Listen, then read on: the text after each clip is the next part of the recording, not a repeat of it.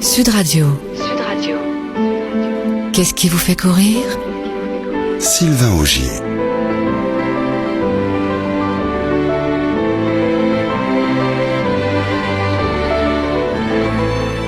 Bonjour à toutes et à tous. Bienvenue dans notre rendez-vous quotidien. Qu'est-ce qui vous fait courir? Que je consacre aujourd'hui à un invité hors du commun, le père Michel-Marie Zanotti-Sorkin. Bonjour mon père. Bonjour monsieur Augier. Vous venez de faire paraître un livre qui s'appelle Quand je ne serai plus là, où vous parlez de la mort. Oui, alors il ne s'agit pas de moi, bien sûr. Quand je ne serai plus là, il s'agit d'un homme que je mets en scène et qui représente peut-être tous les hommes de la Terre qui sont affrontés évidemment à cet ultime moment.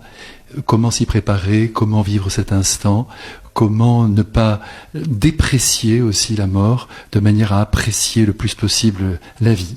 Alors je disais à l'instant que vous êtes un invité peu commun, vous êtes musicien, auteur, compositeur, interprète, vous allez d'ailleurs sortir un album dans peu de temps. Oui. Et vous êtes aussi donc chrétien et père, donc prêtre. Voilà, et tout ça va très bien ensemble, je pense que ça s'harmonise parfaitement. C'est très original. Mais écoutez, c'est ce que je suis. Je crois avoir reçu dans l'enfance une double vocation, à la fois la vocation sacerdotale, reçue à l'âge de 8 ans, au contact d'un prêtre tout à fait extraordinaire qui m'a beaucoup marqué, extrêmement dévoué, très pieux, entièrement donné, oublieux de lui-même, et en même temps une vocation sans doute à la création artistique. Quand je vous ai demandé si vous étiez dans une paroisse, vous m'avez répondu, ma paroisse c'est la rue. Oui, c'est ma paroisse préférée d'ailleurs. J'y étais pendant longtemps puisque j'ai été à Marseille pendant 17 ans comme vicaire et puis ensuite comme curé de paroisse dans des quartiers très difficiles. Et maintenant, avec l'autorisation de mon évêque, eh bien je suis à Paris pour la grande partie de mon temps, où là je conduis quelques projets musicaux et littéraires.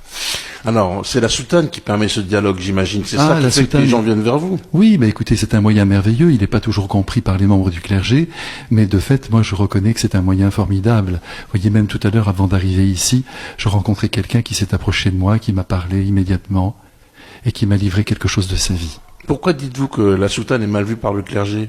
Enfin, je le dis, peut-être j'ai tort de généraliser, mais vous voyez qu'il y a très peu de prêtres en soutane quand même dans la rue, alors que le moment... Il n'y en a plus du tout d'ailleurs. Il y en a presque plus, oui. Je crois que le moment est venu de couper toute tentative d'uniformisation et que chacun soit soi-même. Qu'est-ce qui se passe quand les gens viennent vous voir? Qu'est-ce qu'ils viennent vous demander? Ça dépend. Vous savez, les êtres ont besoin surtout de sentir un vrai contact humain fort. Et à partir de ce contact, lentement, les secrets de leur cœur jaillissent et nous retrouvons en présence des drames qui les étreignent. Vous avez tenu une paroisse de haute volée à Marseille pendant 17 ans. Vous remplissiez l'église tous les jours. Il y avait une file d'attente à l'entrée de l'église. C'est vrai, non? Oui, c'est vrai, mais enfin, je n'y suis peut-être pas pour rien, mais je crois, je veux le dire avec beaucoup de force. D'abord, il y avait de très nombreuses personnes qui me soutenaient dans cette action. Et puis, je pense que ça correspondait à une attente céleste. Dieu était là, la Vierge Marie était là. Ils m'ont aidé à essayer d'apporter leur présence à tous ces gens qui étaient là et qui venaient, et dont beaucoup avaient abandonné d'ailleurs le chemin de l'église. Oui, il y avait 1%, je crois, de Français qui continuent à aller à la messe ou qui sont croyants. Disons peut-être 4% pour être plus juste, mais à Marseille, c'est vrai que c'est 1% de la population. Oui, les églises sont vides. En bien des lieux. Peut-être qu'il ne faudrait pas non plus la généraliser, mais il faut surtout se demander pourquoi. Eh bien, pourquoi? Eh bien, je pense qu'on n'offre pas, dans l'ordre notamment de la liturgie, ce qu'il faut. Vous savez, la messe, au fond, c'est notre carte de visite, comme vous, cette émission. Et il faut que cette messe, eh bien, elle soit magnifique, elle touche le cœur, elle atteigne profondément les êtres, elle les nourrisse. Il faut que ce soit beau, il faut que ce soit grand. Que dites-vous dans vos sermons pour avoir autant de succès? Je parle de succès volontairement. Oui, parce que vous êtes un artiste, vous savez ce que c'est. Oui, mais écoutez, je fais ce que je peux. La prédication, c'est un art très difficile, parce qu'il faut à la fois toucher le cœur et en même temps lui apporter un certain contenu, qu'il découvre surtout l'amour de Jésus. Je crois que c'est ça qui est important. Mettre en présence de Dieu, mettre en présence de Jésus, pas tellement donner des idées sur Dieu, mais faire toucher sa présence actuelle. Parce que c'est ça, au fond, avoir la foi, c'est croire que Jésus est actuellement vivant et que c'est lui qui tient l'histoire du monde. Comment faites-vous pour convaincre? Avec des mots? Je ne cherche pas à convaincre. J'essaie de dire ce que je porte en moi.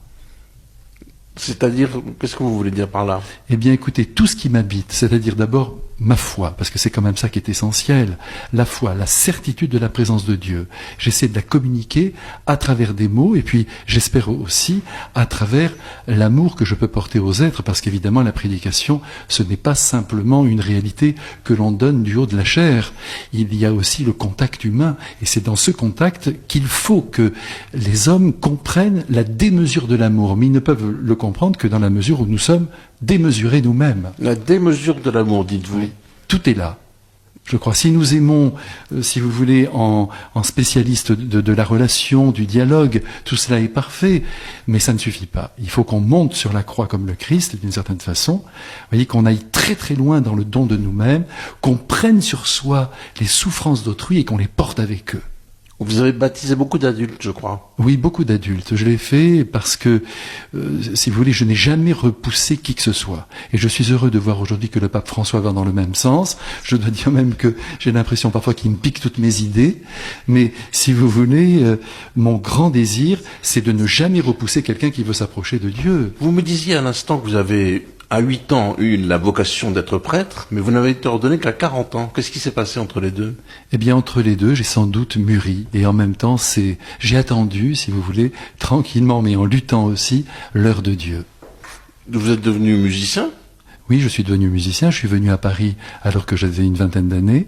Je suis resté une dizaine d'années à Paris où j'ai chanté dans les pianos-bars et dans les cabarets, conscient que je devais rencontrer toute cette humanité. Je sentais que c'était absolument nécessaire de ne pas rester dans l'enclos. Dieu sait si j'aime l'Église, Dieu sait si je veux la servir, mais justement je veux la servir en la rejoignant là où elle n'est pas.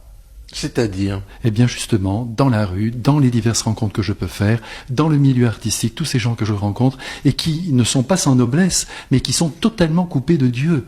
Alors je ne suis pas là pour les convertir, je le dis bien simplement, mais pour les recevoir dans leur noblesse et en même temps leur montrer que Dieu est encore là, avec eux et qu'il les aime. Il y a beaucoup de gens qui doutent autour de vous, non, quand même? Eh bien écoutez, je dois vous dire que je rencontre peu de gens athées ou douteurs, si je puis dire, pardonnez-moi d'inventer ce mot, mais très peu. Finalement, je sens que tout le monde est quand même enserré par un mystère qu'il voudrait élucider. Mais il n'y a personne sur la route pour être là. Vous avez écrit un livre sur la mort qui s'appelle « Quand je ne serai plus là ». Qu'est-ce que vous avez à me dire là-dessus? Eh bien, écoutez, c'est un livre qui s'est imposé à moi. J'ai voulu absolument essayer de redonner à la mort ses lettres de noblesse. C'est-à-dire? De montrer que ce dernier moment avait une grande valeur et qu'il ne fallait surtout pas l'évincer. Je ne vous apprends rien en vous disant qu'on cherche à l'occulter, ou même peut-être à l'exorciser quand je vois toutes ces séries américaines où on voit des dizaines de cadavres que l'on dissèque et puis tout cela devient tout à fait banal, alors qu'en fait la mort est quelque chose d'horrible. Moi je l'ai rencontré lorsque j'étais encore un jeune adolescent, j'avais 13 ans, j'ai perdu ma mère, je revois son cadavre, je vous assure, ça a heurté très profondément ma sensibilité, mon être profond, et j'ai voulu rendre en quelque sorte sa place à la mort en essayant d'en montrer aussi, pardonnez-moi ce mot, mais sa beauté, puisque finalement elle n'est qu'une porte qui conduit vers l'éternité. Mais ça fait très peur, la mort. Oui, tout le monde a peur. J'ai croisé ce matin une religieuse sonnée dans la rue. Elle m'a dit, je viens de trouver votre livre là dans telle librairie. Eh bien, j'ai eu peur. J'ai dit, mais n'ayez pas peur, ma sœur, soyez pleine d'espérance. Elle a souri. Bien sûr qu'elle a de l'espérance dans son cœur. Mais qui n'aurait pas peur de la mort?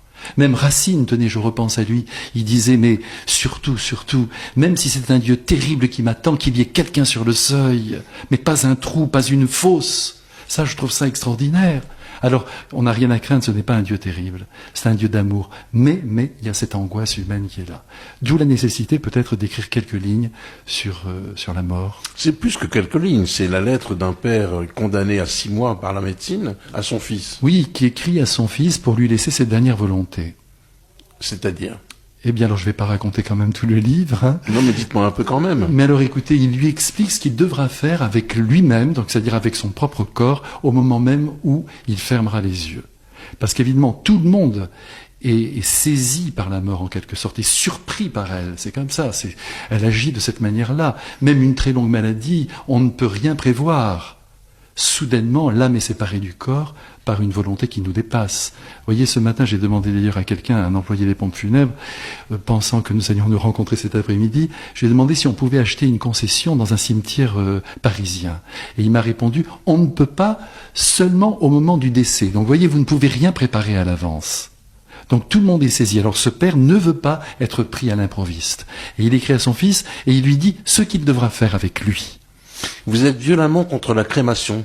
Oui, c'est exact. Moi, je pense que l'Église d'ailleurs là a fait une erreur en acceptant cette manière d'être portée vers le néant, si vous voulez, dans cette pulvérisation industrielle inadmissible. Et si on savait d'ailleurs comment cette crémation se réalise dans nos pays occidentaux, je suis sûr que la majorité des personnes ne voudraient pas connaître cela. Vous racontez l'histoire d'une petite fille qui assiste à la crémation de son grand-père et que ça choque énormément. Mais bien sûr, et ce n'est pas une histoire inventée, tout est authentique dans ce livre. Ceux qui désirent être ainsi pulvérisés, j'emploie à bon escient ce mot car il s'agit de cela, le squelette est passe dans un moulin et entièrement détruit, réduit en cendres, eh bien ceux qui désirent cela ne réalisent pas le choc psychologique de ceux qui sont autour d'eux. Et en même temps, c'est servir le néant. Puis alors si les cendres sont dispersées, alors là, que reste-t-il de cette personne ?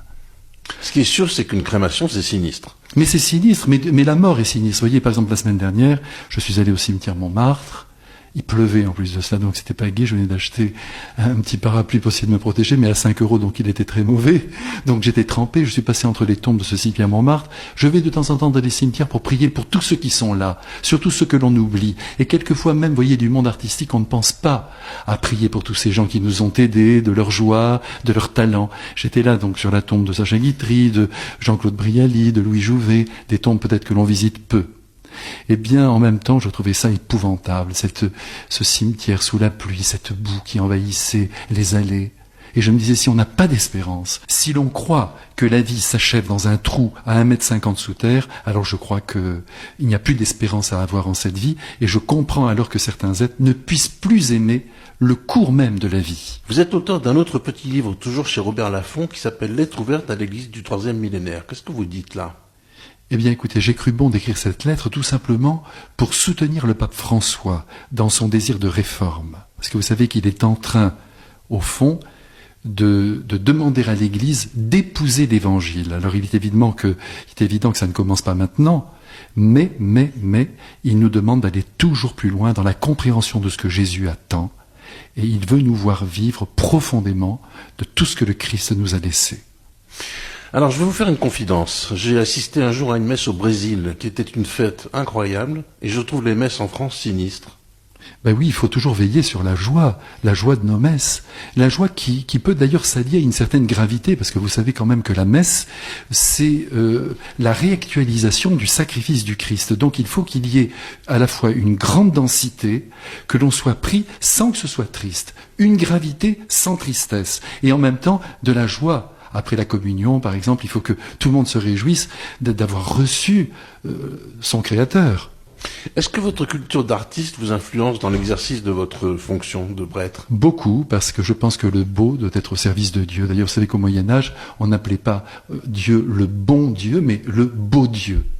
Et alors évidemment, dans ma paroisse, là où j'étais, mais aussi dans toutes les rencontres, j'essaie de glisser de la beauté, qui est de la beauté, de la noblesse, de la hauteur de vue. Pourquoi continuez-vous à composer, à faire de la musique ? Parce que je pense que c'est un moyen extraordinaire pour pouvoir atteindre le plus grand nombre. Qu'est-ce que vous voulez ? Tout à l'heure, nous avons évoqué 4% de la population qui fréquente les églises, qui se rend à la messe. Vous vous rendez compte ? C'est quand même épouvantable. Un pays comme le nôtre. Il n'y a plus personne. Oui, un pays comme le nôtre qui a été évangélisé magnifiquement, qui se retrouve maintenant à l'abandon sur le plan religieux. Mais vous voyez, je ne veux pas incriminer le clergé, parce que moi aussi j'en fais partie, moi aussi j'ai mes limites, mais je pense que nous devrions faire de très gros efforts sur le plan de la liturgie, sur le plan de notre présence au monde, en essayant d'aimer aussi ce que les gens aiment, en étant avec eux, en les comprenant, et notamment sur le plan affectif, comprendre ce qu'ils vivent. Je crois que c'est Jean Jaurès qui disait, si on veut aller vers l'idéal, il faut commencer par comprendre le réel. Et c'est ça que nous devrions faire, nous les prêtres, comprendre la situation des personnes, pas toujours sortir les principes, vous n'êtes pas dans les clous, donc vous n'êtes plus avec nous, mais on continue de vous aimer. Dieu vous aime, mais vous n'êtes plus tout à fait comme il faudrait. Ça ne va pas. Il faut descendre plus profondément dans le cœur de l'homme et lui donner l'indulgence de Dieu, parce que c'est ça le Seigneur. Je vois la force que vous avez quand vous parlez, là. On croirait entendre un sermon, justement. Eh bien, écoutez, j'ai pas l'intention de sermonner qui que ce soit, mais en même temps de dire ce qui me passionne et ce qui me tient au ventre. C'est dur de croire en Dieu. Oui, c'est dur, surtout quand l'environnement n'y porte pas. C'est ça le grand problème. C'est qu'on vit dans un monde qui l'exclut, en quelque sorte. Chacun essaie de réaliser sa petite vie, de sauver son petit précaré, et Dieu sait si on peut comprendre les uns et les autres, mais il n'y a plus d'élan spirituel. La dimension spirituelle fait partie de l'homme, et malheureusement, aujourd'hui, elle n'est pas honorée. Vous comprenez le doute?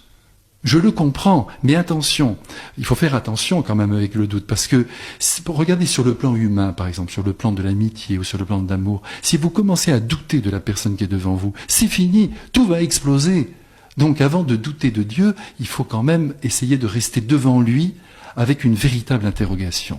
Et moi, voyez, toutes les personnes qui se disent athées ou que je peux rencontrer, je leur dis, je vous en supplie, continuez de chercher.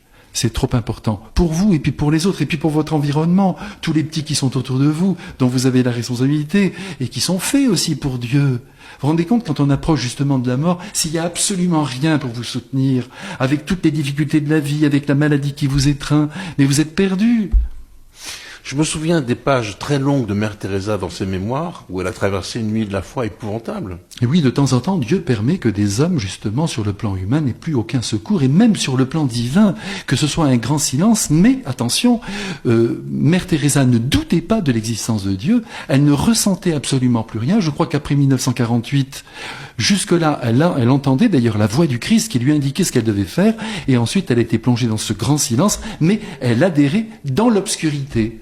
Mais elle a souffert beaucoup. Elle a beaucoup souffert, oui. C'est comme si elle avait vécu un amour sans avoir en face d'elle quelqu'un qui pouvait répondre à cet amour. Mais c'est ça le sommet de l'amour. C'est d'aimer malgré l'amour que l'on ne reçoit pas.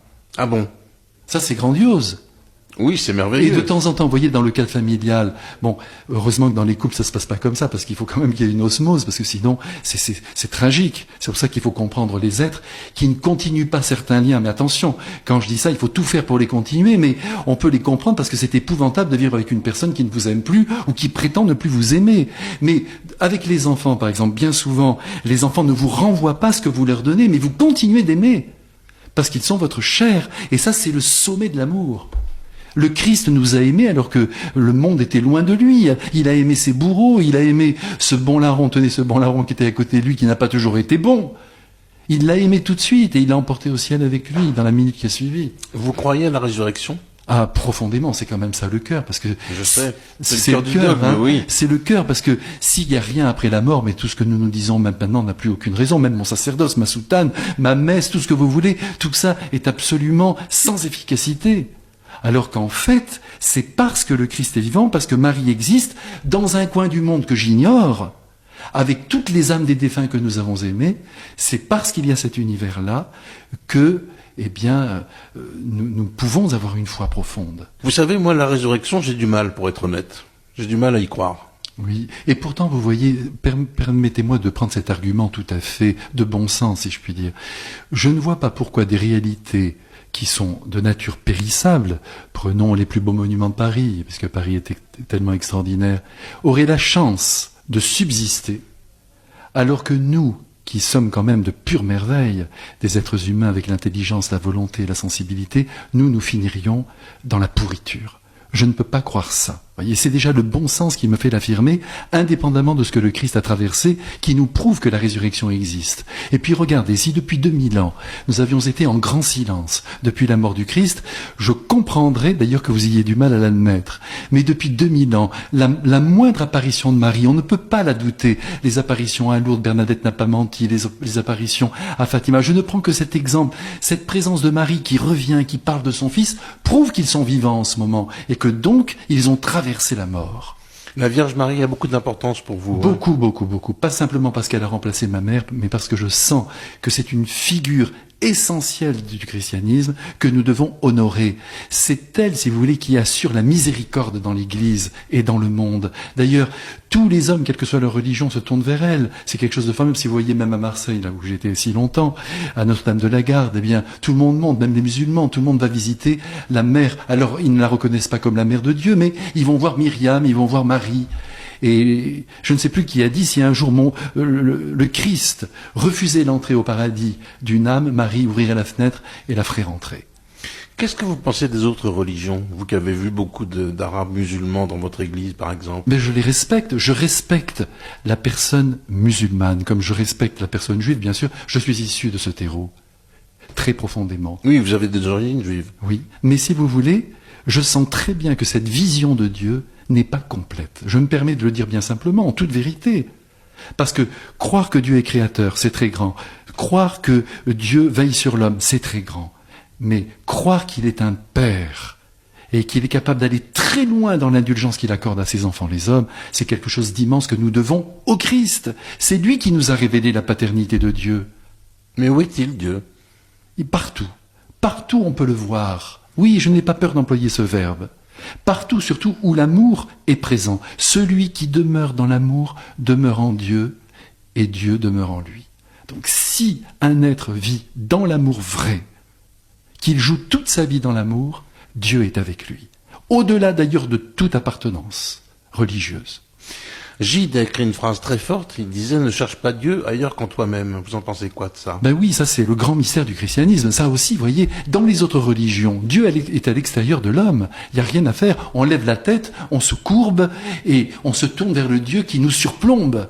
Tandis que le Christ nous a dit qu'il nous donnait l'Esprit Saint, la troisième personne de la Très Sainte Trinité, l'Esprit du Père et du Fils, qui vient depuis le baptême habiter en nous et de l'intérieur nous conduire pour qu'on puisse être éclairés, illuminés dans notre intelligence, dans notre volonté. C'est le propre du christianisme que de placer Dieu à l'intérieur de l'homme. Est-ce que vous avez déjà visité, mon père, un hôpital avec des enfants leucémiques? Oui, j'ai visité, bien sûr, des hôpitaux où des enfants souffraient. Et alors justement, quand je vois un enfant de 4 ans qui souffre, ou de 10 ans, et qu'il meurt, je me dis ce serait une injustice terrifiante si Dieu ne lui permettait pas de franchir les portes de la mort et de vivre maintenant pour l'éternité. Et c'est parce que je sais qu'il continue de vivre que sa mort ne vient pas effondrer toutes mes convictions. Ne parlez pas à la mère d'un enfant mort d'une leucémie ou d'un cancer quelconque de Dieu, hein.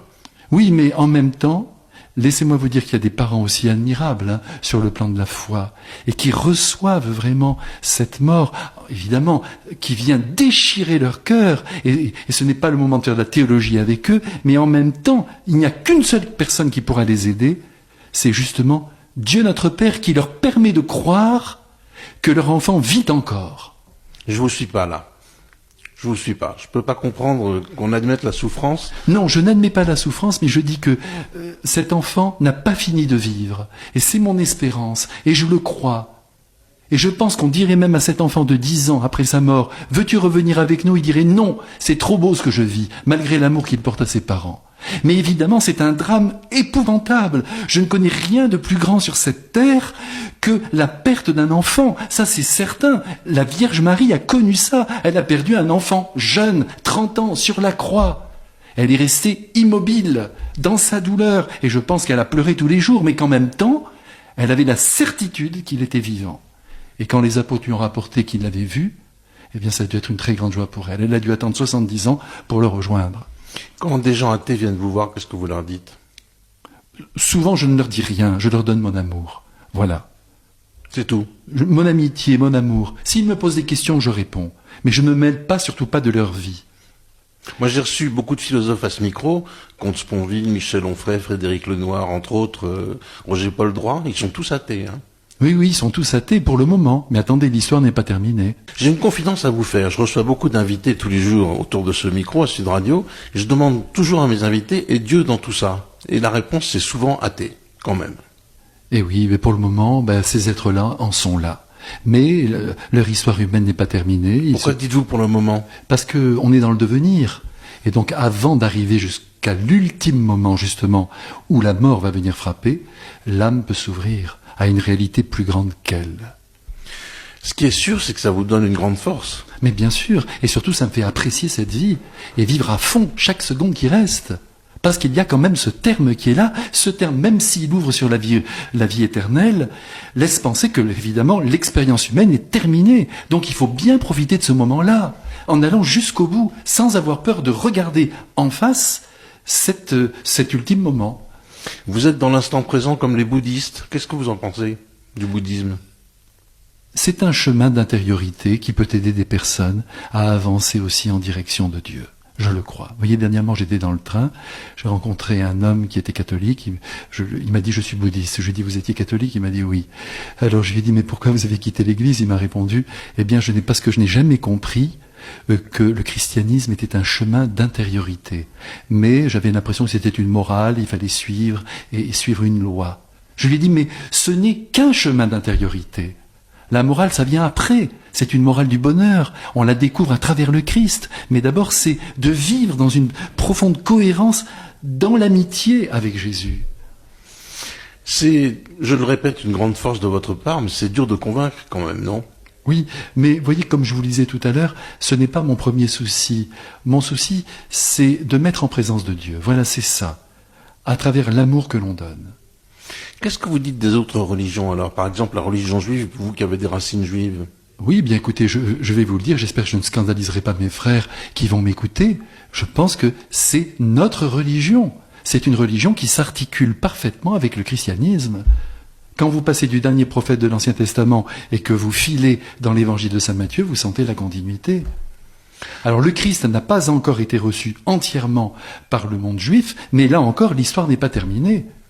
Ah, vous redites ça? Ah oui, je le redis, et je suis convaincu qu'avant le retour du Christ, parce que il va revenir. Ah bon? Eh bien sûr, nous l'attendons. Pour clore l'histoire humaine. Première nouvelle. Eh bien, c'est une nouvelle pourtant qui a plusieurs siècles. Et l'Écriture l'annonçait aussi. L'Écriture l'annonce. Le Christ va revenir. Il reprendra toute l'histoire humaine. Ce sera terminé. Un jour, ce monde s'arrêtera. Eh bien, je pense que Israël entrera dans le nouvel Israël fondé par le Christ. Et j'ai du mal à vous suivre là aussi, pour être honnête. Je dois pas être le seul. Qu'importe, après tout, l'important c'est que je puisse avec vous échanger sur ces sujets. Oui, bien sûr, l'important c'est le dialogue, mais Oui. vous êtes difficile à comprendre quand vous parlez du retour du Christ. Oui, mais écoutez, l'Église attend ce retour. Depuis le départ, d'ailleurs, les premiers apôtres étaient convaincus que Jésus reviendrait vite. Puis là, ça fait déjà 2000 ans. Mais attention, on risque d'avoir de grandes surprises. Ce monde n'est pas éternel. Ça c'est sûr. Il va s'arrêter. Mais alors, il va s'arrêter de par l'erreur de l'homme, l'épuisement de la planète, tout ce qu'on raconte. Moi, je ne le crois pas. Puisque c'est un monde créé. Il va s'arrêter de par la volonté du Créateur. Et ce jour-là, tout le monde sera devant la réalité de Dieu. Pourquoi Dieu qui nous a créés nous ferait-il disparaître? Et avec quelle force? Non, mais il nous sauve, puisqu'il nous emporte avec lui, pour nous faire entrer dans la vie éternelle. Vous êtes vraiment habité, vous, hein? Mais je suis convaincu de cette vérité, parce que sinon, pourquoi je serais devenu prêtre? Pour annoncer quoi? L'amour, le bien, la solidarité entre les hommes, tout homme peut faire ça. Je suis là pour annoncer aussi, comme tous mes frères prêtres, et toutes les religieuses, et tous les baptisés d'ailleurs, que le Christ est avec nous. Il y a autre chose qui me choque dans la religion chrétienne, c'est le Vatican. Tous ces cardinaux parés avec des belles dorures, le pape qui est plutôt pas mal d'ailleurs, je trouve, comme bonhomme, intéressant. Mais c'est choquant le Vatican, la richesse du Vatican et de l'Église. Oui, mais enfin, vous savez, cette richesse, c'est surtout une richesse artistique. Je sais qu'il y a quelques années de cela, le Vatican avait décidé de donner les musées du Vatican à l'État italien. Ils ont refusé parce que l'entretien était trop difficile. Mais je puis vous assurer en tout cas, et je sais que vous allez me croire, parce que je vois dans vos yeux là que vous me suivez, eh bien que l'Église est sans doute la plus grande ONG du monde. Et que si demain, par impossible, parce que c'est pas possible, l'Église disparaissait, eh bien on affamerait un tiers de l'humanité. J'en suis absolument convaincu, parce que nous avons beaucoup d'œuvres dans le monde. Mais nous sommes loin d'être parfaits. Et ce que vous avez évoqué tout à l'heure est très juste. Il faut que dans l'ordre de la pauvreté, dans l'ordre de notre image même, si je puis dire, eh bien, il y ait des progrès, il y ait des changements, il y ait une entrée plus radicale encore dans l'imitation du Christ. Et je crois que le pape François, comme vous venez de le signaler, lui, nous donne l'exemple. Le clergé est très inégal quand même, hein. Je parle pas de la pédophilie, quoi qu'on peut en parler, je sais pas ce que vous en pensez, mais il y a beaucoup d'inégalités dans le clergé. C'est ça qui fait que les églises sont vides aussi. Inégalité en quel sens? Ça manque de conviction, je puis Oui. dire. Oui, bien écoutez, j'espère que chacun essaye de donner ce qu'il est. Mais, voyez, moi, lorsque je suis devant des êtres qui sont apparemment éloignés de la foi, je dis apparemment parce qu'il y a quand même des grands mystères, hein. Il y a beaucoup d'êtres qui sont unis à Dieu. Apparemment, ils échappent, bien sûr, à nos assemblées, mais ils continuent de prier et d'être fidèles au Christ.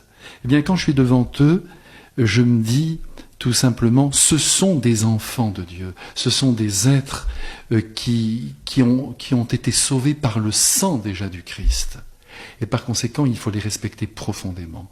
Et je crois que si tous les prêtres entraient dans ce respect des personnes, quel que soit leur chemin, je le redis, quel que soit ce qu'ils vivent, parce que c'est compliqué un être humain, tout le monde peut faire des erreurs, tout le monde peut se tromper, tout le monde peut être faible, tout le monde est fragile.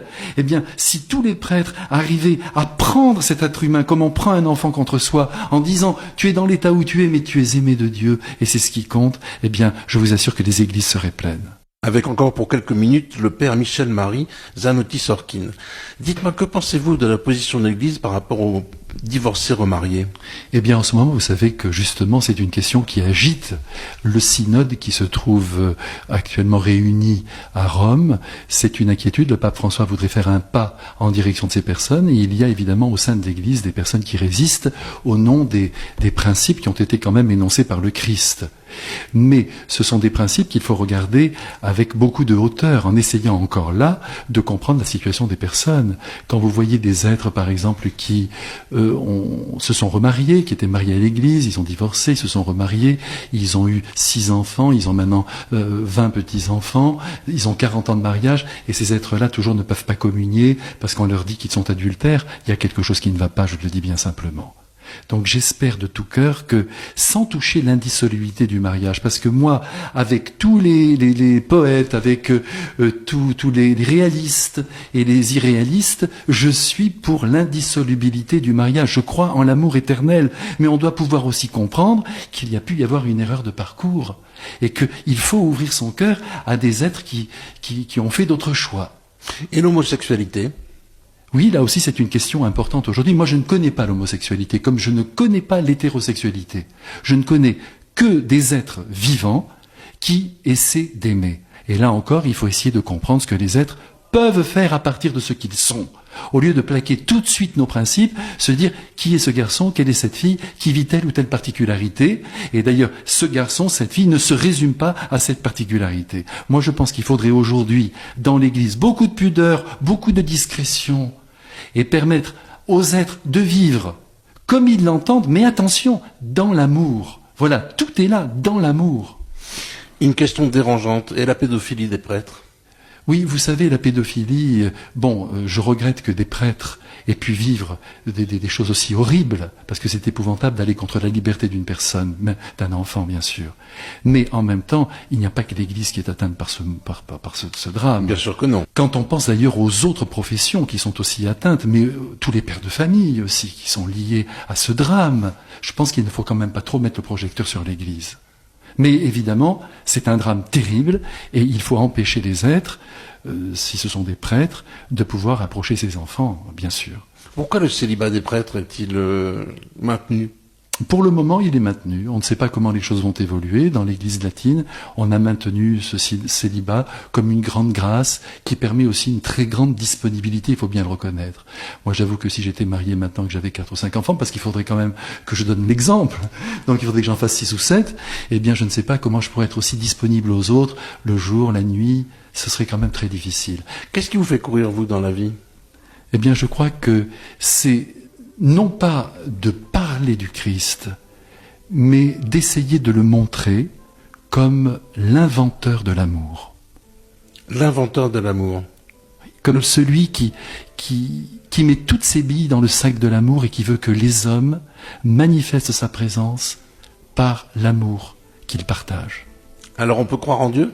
Ah, mais il le faut, c'est absolument nécessaire. Vous êtes très convaincant. Merci d'être venu à ce micro. Merci à vous, monsieur Augier. Bonne continuation. Merci beaucoup. Voilà, notre émission se termine sur ces mots. J'espère que vous avez passé un bon moment en notre compagnie. Je vous donne rendez-vous demain avec un autre invité. Au revoir à toutes et à tous et bonne journée.